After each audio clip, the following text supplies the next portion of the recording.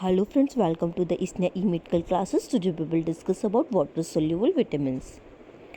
First we will discuss about the introduction of the water soluble vitamins. Water soluble vitamins dissolve in water. Water soluble vitamins क्या होते हैं, पानी में जाते ही ये क्या हो जाते हैं, उसमें घुल जाते हैं. Hence it is called water soluble vitamins. इसलिए हम इनको क्या बोलते हैं, वाटर सोल्यूबल विटामिन. क्योंकि ये पानी में जाते ही ये डिज़ोल्व हो जा रहे हैं. Functions of the water soluble vitamins. अब वाटर सोल्यूबल विटामिन्स जो हैं इनके क्या क्या फंक्शन होते हैं. First one, formation of coenzyme. ये क्या करते हैं, ये कोएंजाइम जो होता है जो हमारे कोई भी चीज़ को कैटालाइज करवाने में, मतलब कोई भी चीज़ को ब्रेक डाउन कराने में उनकी हेल्प करता है. तो ये कोएंजाइम जो है उसका भी फॉर्मेशन करते हैं. Form specific protein. ये क्या कर रहे हैं, हमारे जो बॉडी की कुछ स्पेसिफिक प्रोटीन्स होती हैं वो भी किससे मिलके बनती है, वाटर सोल्यूबल विटामिन से. तो ये उनका फॉर्मेशन कराने में हेल्प कर रहे हैं. Carbohydrate are synthesize. Water soluble vitamin जो होते हैं ये कार्बोहाइड्रेट का सिंथेसिस कराने में भी मेन रोल प्ले करते हैं. क्या क्या कर रहे हैं ये, फॉर्मेशन ऑफ कोएंजाइम. कोएंजाइम को बनाने में काम कर रहे हैं. कोएंजाइम क्या होते हैं, किसी भी चीज़ को ब्रेक डाउन कराने में कोएंजाइम जो होते हैं उनकी कैटाबॉलिक एक्टिविटी में ये मेन रोल प्ले करते हैं. स्पेसिफिक प्रोटीन बनाने में मेन रोल प्ले करेंगे वाटर सोल्यूबल विटामिन, और कार्बोहाइड्रेट का सिंथेसिस करवाने में भी मेन रोल प्ले करते हैं. Next one, water soluble vitamins. अब वाटर सोल्यूबल विटामिन्स हैं ये क्या है, ये डिफरेंट टाइप के विटामिन्स होते हैं. First we will discuss about the vitamin C. Vitamin C का जो साइंटिफिक नेम है वो क्या होता है, एस्कॉर्बिक एसिड. अब ये विटामिन सी के क्या क्या फंक्शंस होते हैं. First one, synthesis of collagen. ये विटामिन सी जो होता है ये कोलेजन को सिंथेसाइज करने में मेन रोल प्ले करता है. कोलेजन क्या होता है, जब हमारा ब्लड क्लॉट होता है तो ब्लड में क्या एक फाइबर लाइक जो जम जाता है उसको हम क्या बोलते हैं, कोलेजन फाइबर्स. तो उसका ये सिंथेसाइज कराने में विटामिन सी जो है ये मेन रोल प्ले करता है. Next one, promote immune functioning. ये हमारे इम्यून सिस्टम को बूस्टअप करने में भी काम करते हैं.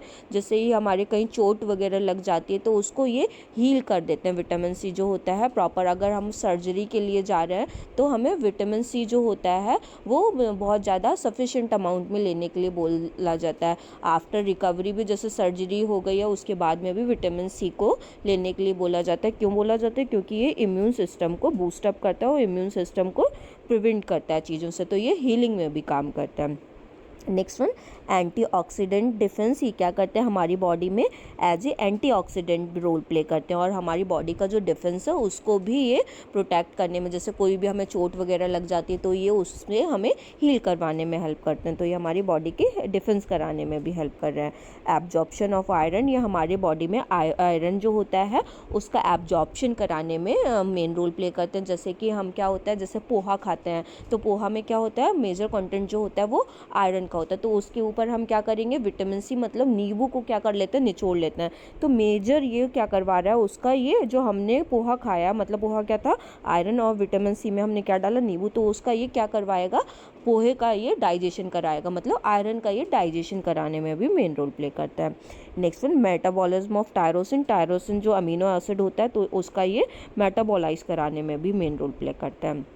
Next one, recommended daily allowances of the vitamin C. अब इसका जो डेली अलाउंसेस मतलब है, इसका जो डेली डाइट में हमें कितना विटामिन लेना है, हमें 40 to 50 माइक्रोग्राम जो होता है ये हमें डेली डाइट में लेना होता है.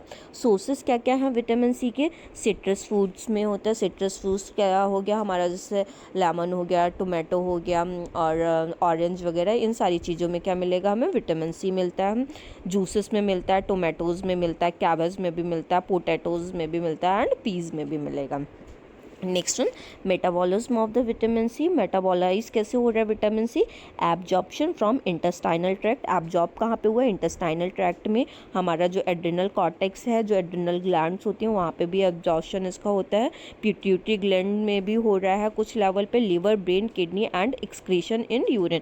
ब्रेन भी करवाता है हेल्प और किडनीज भी करा रही हैं और ये यूरिन के थ्रू जाके ये एक्सक्रीट आउट हो जाता है.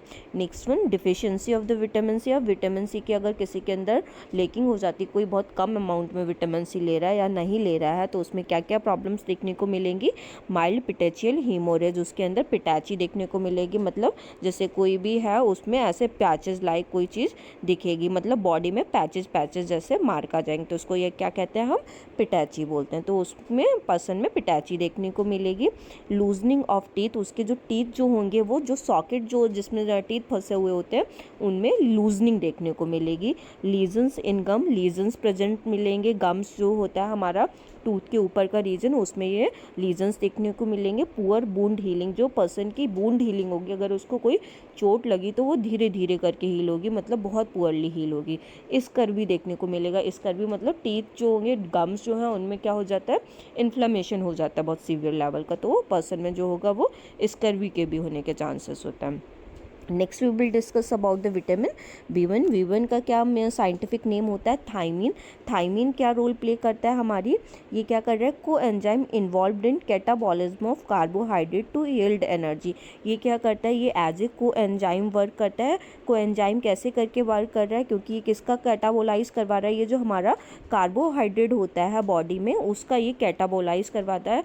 कैटाबोलाइज जब उसका होता है कार्बोहाइड्रेट का, तभी उससे क्या मिलती है, हमें एनर्जी। तो जो थायमीन होता है कार्बोहाइड्रेट का ब्रेक डाउन करवाता है हमारी बॉडी के अंदर। मेंटेन हेल्दी नर्वस सिस्टम, ये हमारे बॉडी के अंदर नर्वस सिस्टम को भी हेल्दी मेंटेन करके रखता है। नॉर्मल ग्रोथ ऑफ चिल्ड्रन, ये हमारी बॉडी के अंदर बच्चों में क्या करता है, उनकी जो नॉर्मल ग्रोथ होती है वो मेंटेन करने में हेल्प करता है। थायमीन जो है वो कितना रिक्वायर्ड होता है, 1.2 to 1.8 मिलीग्राम जो होता है ये रिक्वायर्ड होता है। ये किस किस में मिलता है हमको, ये लीन पोर्क में मिलेगा, मतलब ये जो सुअर वगैरह का इनका जो मांस होता है उन सब में मिलता है। लिवर में मिलता है, हार्ट में मिलेगा, किडनी में मिलेगा, ईस्ट में भी मिलता है। होल सीरियल्स जो आते हैं, साबुत सीरियल्स, उनमें मिलेगा। लेग्यूम्स एंड मिल्क में भी इसके ये जो विटामिन B1 है इसके सोर्स होते हैं।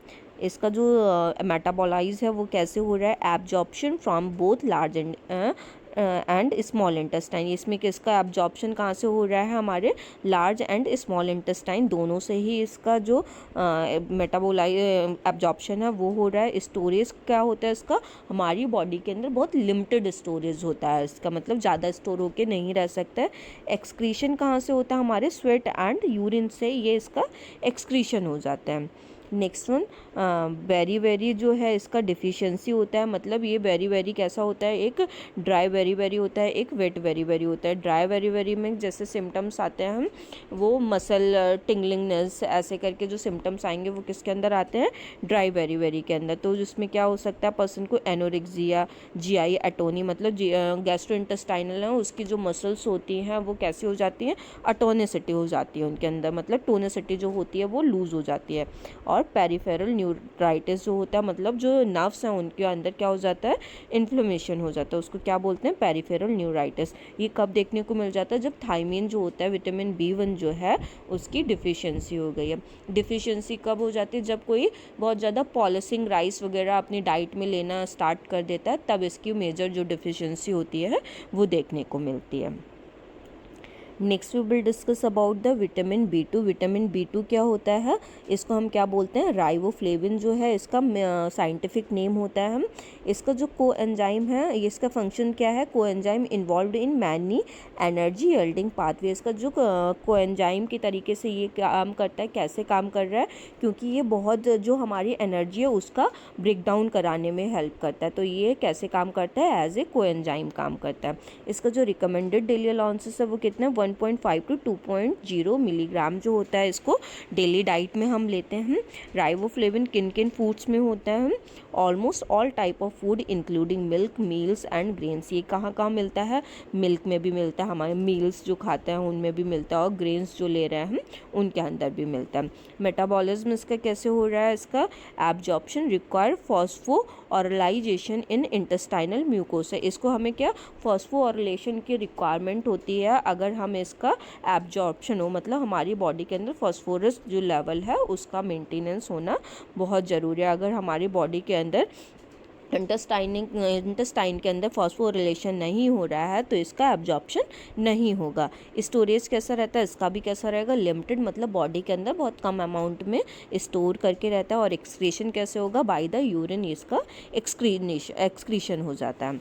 ठीक है, डिफिशियंसी अगर राइबोफ्लेविन की हो रही है तो क्या हो जाएगा, हमारे जो गम्स में जो प्रॉब्लम आती है, हमारे जो गम्स में प्रॉब्लम हो रही है उनमें इन्फ्लेमेशन वगैरह हो रहा है, या फिर हमारे माउथ के जो साइड के जो लिप्स होते हैं उनमें क्या हो जाता है, इन्फ्लाम्ड हो जाते हैं, लिप्स फट जाते हैं। तो ये सारी कॉमन प्रॉब्लम्स जो हैं ये राइबोफ्लेविन की जब लेकिंग होती है तब देखने को मिलती हैं। क्या क्या हो रहा है, चिलोसिस, मतलब जो हमारा लिप्स है, लिप्स जो है वो फट जाते हैं, साइड वाले जो लिप्स होते हैं ये इनमें पूरा इन्फ्लाम्ड होकर ये फट जाते हैं, तो इसको क्या कहते हैं, चिलोसिस। इस सेवोरिक डर्मेटाइटिस ऑफ द फेस, इसमें क्या हो जाता है, जो डर्मिस लेयर है उसमें बहुत ज़्यादा इन्फ्लेमेशन देखने को मिलता है। मेजेंटा टंग, इसमें जो टंग होती है वो ऑरेंज कलर की रिजेंबल करने लगती है। आई डिसऑर्डर्स जो होते हैं उसमें ये प्रेजेंट रहते हैं। आई डिसऑर्डर में क्या हो जाता है, जैसे कंजक्टिवाइटिस वगैरह है वो देखने को मिलेगा इसमें। Next one, niacin. नियासिन को विटामिन B3 बोलते हैं, विटामिन B3 को नियासिन बोलते हैं। उसका साइंटिफिक नेम जो है विटामिन B3 का क्या है, नियासिन। इसका फंक्शन क्या होता है, coenzyme involved in many energy yielding pathway. ये कैसे वर्क करता है, ये भी एज ए कोएंजाइम वर्क कर रहा है, मतलब ये जो हमारा कार्बोहाइड्रेट है, जो हमारी एनर्जी है उसको ब्रेक डाउन करने में हेल्प करता है। Synthesis and break down of food, ये हमारे बॉडी के अंदर क्या कर रहा है, फूड को बना भी रहा है, सिंथेसाइज भी करवा रहा है और उसका ब्रेक डाउन करवाने में भी हेल्प करता है। नियासिन का जो रिक्वायरमेंट है वो कितना होता है, इसका 1.5 टू 2.0 मिलीग्राम जो है इसका डेली रिकमेंडेड अलाउंसेस है इसका। और ये किस किस में देखने को मिलता है, ये सोर्सेस क्या क्या होते हैं इसके, चिकन में मिलेगा, लिवर में मिलता है, बीफ में मिलता है, फोर्टिफाइड सीरियल्स में मिलेगा, मशरूम एंड होल ग्रेन्स जो होता है नियासिन उसके अंदर मिलेगा, मतलब उसके जो सोर्सेस होंगे वो ये होंगे। Next one, metabolism of the niacin. Metabolism कैसे हो रहा है, इसका एब्जॉर्प्शन कहाँ पे होता है, हमारे स्मॉल इंटेस्टाइन के अंदर। जो भी चीज़ों का एब्जॉर्प्शन होता है वो कहाँ पे मोस्ट प्रोबेबली होता है, सबका स्मॉल इंटेस्टाइन के अंदर। स्टोरेज क्या होता है, ऑलमोस्ट विटामिन का कैसा रहता है, लिमिटेड स्टोरेज रहेगा। और एक्सक्रीशन कैसे हो जाता है, यूरिन के थ्रू जो एक्सक्रीशन हो जाता है किसी भी चीज़ का। और जो मिथाइलेटेड डेरिवेटिव्स होते हैं एज ए उसके नियासिन जो होगा एज ए मिथाइलेटेड डेरिवेटिव, मतलब छोटे छोटे पार्ट में मिथाइलिन के वो टूट के निकल जाता है यूरिन के थ्रू। अगर नियासिन की लेकिंग हो रही है तो क्या होगा, पेलाग्रा हो सकता है। पेलाग्रा के क्या सिम्टम्स रहते हैं, डायरिया देखने को मिलेगा, वीकनेस देखने को मिलेगा, loss of appetite, abdomen pain मिलेगा, डर्मेटाइटिस भी मिलता है पेलाग्रा के अंदर। ठीक है, इन्फ्लाम्ड म्यूकस मेम्ब्रेन भी मिलेगी पेलाग्रा के अंदर। तो ये सारे जो सिम्टम्स हैं किसके हैं, पेलाग्रा के। तो पर्सन नियासिन की अगर डिफिशियंसी हो रही है, मतलब विटामिन B3 की डिफिशियंसी हो रही है तो पर्सन को पेलाग्रा से सफ़र करना पड़ सकता है। Next one, vitamin B5। Vitamin B5 को क्या बोलते हैं, पैंटोथेनिक एसिड जो है विटामिन B5 का साइंटिफिक नेम होता है।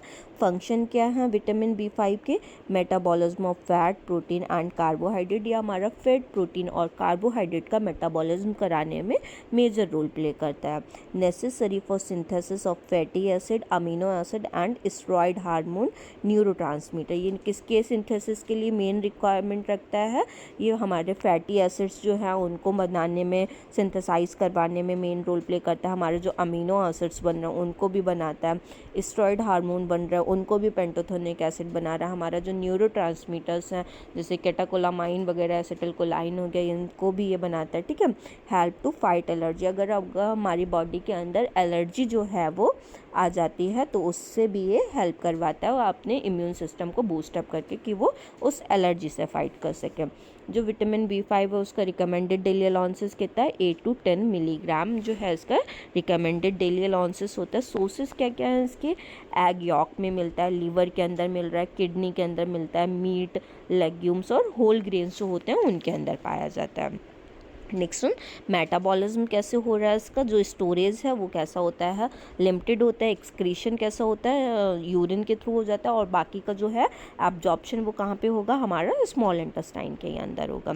नेक्स्ट वन, अगर इसकी डिफिशियंसी हो जाती है पैंटोथेनिक एसिड की, मतलब विटामिन B5 की डिफिशियंसी हो रही है तो क्या सिम्टम्स देखने को मिलेंगे, GI स्किन सिम्टम्स देखने को मिलेगा, मतलब गैस्ट्रोइंटेस्टाइनल प्रॉब्लम्स देखने को मिलेंगी, स्किन सिम्टम्स मिलेंगे, अनीमिया मिल सकता है पर्सन के अंदर, अंदर मसल क्रैम्पिंग होगी पर्सन के अंदर, और जो उसके जो बर्निंग फीट जो होता है, बर्निंग फीट सिंड्रोम, वो भी देखने को मिलेगा। मतलब पैरों में बहुत ज़्यादा जलन होगी अगर किसी के अंदर जो पेंटोथेनिक एसिड है उसकी लेकिंग हो जाती है तो। Next one pyridoxine. पायरिडॉक्सिन क्या होता है? पायरिडॉक्सिन भी कैसे काम करता है? Act as a coenzyme in numerous chemical reaction. ये हमारी बॉडी के अंदर बहुत सारे केमिकल रिएक्शंस होते हैं, उसमें ये as a coenzyme role play करता है। और क्या कर रहा है ये? आरबीसीज का फॉर्मेशन करवाता है हमारी बॉडी के अंदर, एंटीबॉडीज़ को बनाता है, हमारे नर्व फंक्शंस जो होते हैं उनमें मेजर रोल प्ले करता है, और हमारा जो एंटीबॉडीज़ हैं उनका भी ये क्या करवाता है? प्रोडक्शन करवाता है। नेक्स्ट वन, इसका जो रिकमेंडेड डेली अलाउंसेस है वो क्या है? 1.5 to 2.0 मिलीग्राम जो है इसका रिकमेंडेड डेली अलाउंसेस होता है। पायरिडॉक्सिन के सोर्सेस क्या क्या है? लिवर में मिलता है, पोटैटोज़ में मिलता है, बनानाज में मिलेगा, जूसेस में मिलेगा, स्वीट पोटैटोज़, मीट, इन सारी चीज़ों में ये इसके सोर्सेस होते हैं, मतलब इनमें ये सफिशिएंट अमाउंट में मिलता है। नेक्स्ट वन, मेटाबॉलिज्म कैसे हो रहा है पायरिडॉक्सिन का? एब्जॉर्प्शन कहाँ पे होता है? इंटेस्टाइन में। स्टोरेज कैसा है? लिमिटेड है। एक्सक्रीशन कैसे होता है? बाय द यूरिन इसका एक्सक्रीनेशन हो जाता है, एक्सक्रीशन हो जाता है। नेक्स्ट वन, अगर पायरिडॉक्सिन की लेकिंग हो जाती है बॉडी के अंदर तो क्या मिलेगा? हाइपोक्रोमिक मैक्रोसाइटिक अनीमिया मिलेगा। मतलब इसमें जो क्या होगा, जो आरबीसीज हैं उनका शेप साइज जो होता है वो चेंज हो जाता है, हीमोग्लोबिन होगा उसका भी शेप साइज चेंज हो जाएगा, अनीमिया देखने को मिलेगा, और उसके अंदर जो बच्चा होगा, इन्फेंट अगर वो है तो उसको कन्वर्जन्स भी आ सकते हैं। कन्वर्जन मतलब रिकरेंट एपिसोड्स आएंगे उसमें सीजर्स के, तो उसको में बच्चे को कन्वर्जन देखने को भी मिल रहा है। Next we will discuss about the vitamin B7। Vitamin B7 का जो साइंटिफिक नेम है वो बायोटिन होता है। बायोटिन क्या है? इसके फंक्शंस क्या हैं? Coenzyme involve in glucogenesis. ये एक कोएंजाइम के जैसे काम करता है। ये किस में काम कर रहा है? जो हमारा ग्लूकोज का जो फॉर्मेशन हो रहा है, ग्लूकोज से नया ग्लूकोज बन रहा है, उसको जेनेसिस मतलब उसका फॉर्मेशन कराने में हेल्प करता है। फैटी एसिड को सिंथेसाइज करवाने में हेल्प करता है। कार्बोहाइड्रेट और लिपिड का ये मेटाबॉलिज्म करवाने में भी विटामिन B7 जो है मेजर रोल प्ले करता है। इसका रिकमेंडेड डेली अलाउंसेस जो है वो कितना है? 30 to 100 माइक्रोग्राम जो है इसका रिकमेंडेड डेली अलाउंसेस होता है। मतलब ये हमें डेली डाइट में इतना विटामिन B7 को लेना होता है। ये किस किस में मिलेगा? सोर्स इसके क्या है? लिवर में मिलता है, सोया फ्लावर में मिलेगा, यॉक में मिलता है, सीरियल्स में ये विटामिन B7 जो होता है ये मिलता है। एब्जॉर्प्शन कहाँ होता है इसका? इंटेस्टाइन में। स्टोरेज कैसा है? लिमिटेड है, बाकी ये यूरिन के थ्रू एक्सक्रीट आउट हो जाता है। नेक्स्ट वन, अगर डिफिशियंसी हो रही है विटामिन B7 की तो ये क्या रहेगा? ये इसकी जो पुअर एपेटाइट होगी पर्सन के अंदर वो प्रेजेंट रहेगी, मतलब उसे सही तरीके से भूख नहीं लगेगी उसको। नोजिया प्रेजेंट रहेगा पर्सन में, डिप्रेशन हो सकता है, ठीक है, पेलर हो सकता है, मतलब स्किन उसकी कैसी हो सकती है? पीली पड़ सकती है। हेयर लॉस देखने को मिलेगा, ड्राई स्किन देखने को मिलेगी। इंक्रीज कोलेस्ट्रॉल, जो पर्सन होगा उसको कोलेस्ट्रॉल का लेवल कैसा हो जाएगा? इंक्रीज़ हो सकता है, ठीक है। और बाइल जो होगा उसका भी लेवल जो होगा वो इंक्रीज़ हो जाएगा। अगर ऑब्वियसली बात है, अगर कोलेस्ट्रॉल लेवल बढ़ रहा है तो बाइल भी साथ साथ में इंक्रीज़ हो जाएगा। Next one, vitamin B9। Vitamin B9 को क्या कहते हैं हम? Folate vitamin. विटामिन B9 क्या करता है? विटामिन B9 जो है ये मेटाबॉलिज्म और सिंथेसिस कराने में हेल्प कर रहा है। हमारा जो DNA होता है उसकी, मतलब ये उसका जो सिंथेसिस होता है, DNA का फॉर्मेशन जो होता है उसको ये कराने में मेजर रोल प्ले करता है।